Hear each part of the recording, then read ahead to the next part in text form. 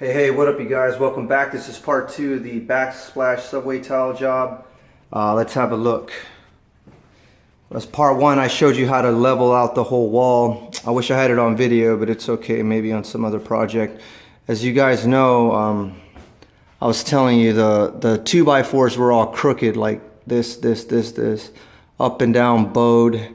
So I had like a belly here, a bump all the way across, and then a dip. And then as you can see the roof, the ceiling, look at that. It's bowed in, so I had to make some special cuts too. So let's see here. These, I got lucky that all of them lined up exactly 1, 2, 3, 4, 5, 6, 7, 8, 9, 10, 12 of them. So then you'd cut the other ones in half. But when you start laying these, I know in part 1, the first 3 rows, I started from there and moved my way this way. But then I saw that, hey, look at this brick wall, beautiful.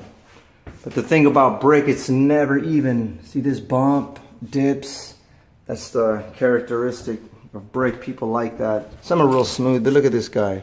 See how it's all crooked? This has a little belly in it. Where's a good example? Right here, see? So I want to minimize those gaps and try to keep the straightest line possible. So after this row, I ended up starting from this side. That way I could push my tile all the way to the brick and keep a very close, tight line. And I'll show you what happened on the other side. And this is why you start on this side.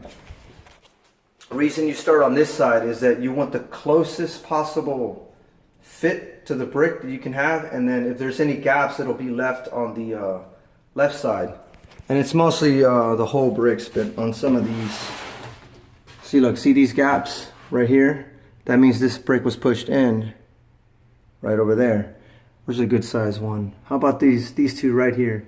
That means the brick was pushed in. These 2 bricks bellied in. So now I have a clean line. See that? I think it's pretty nice. I know the client will be happy. But the reason you want to do that, see these gaps now? Look at those. That one's pretty big up there too. But the reason you go that way is so when your gaps are on this side, look what you got now. Bam. This will cover it right up. Right there. This one too, look at that. Bam, right there. See that? You won't see that gap no more.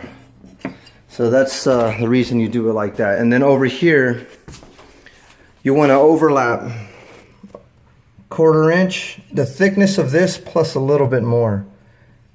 Because when you spread the mastic, it's going to push it out some. So see here, oops. See there, and then see here, see? Perfect fit. So you go ahead and spread the mastic. If you want, put a piece of tape here. It's an easy cleanup because all you have to do is this now, look.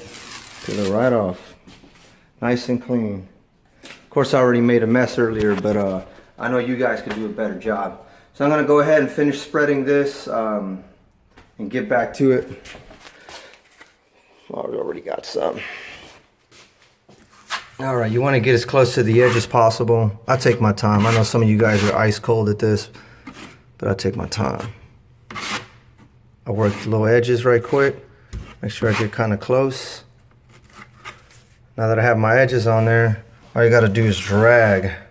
But remember, when you drag it in, the angle is kind of important. Let me get a top shot. Not like this, but you want somewhere like 45 degree. Just kind of drag it. It needs more mastic. Always be consistent. If you are kind of low, like this, make sure it's the same way all the way across, because then you can get some weird effect. So anyways, go ahead and spread it and then start sticking them on. I'll get back to you part 3 where I'll lay this wall and then maybe do some grout. Alright guys, thanks for tuning in. See you soon.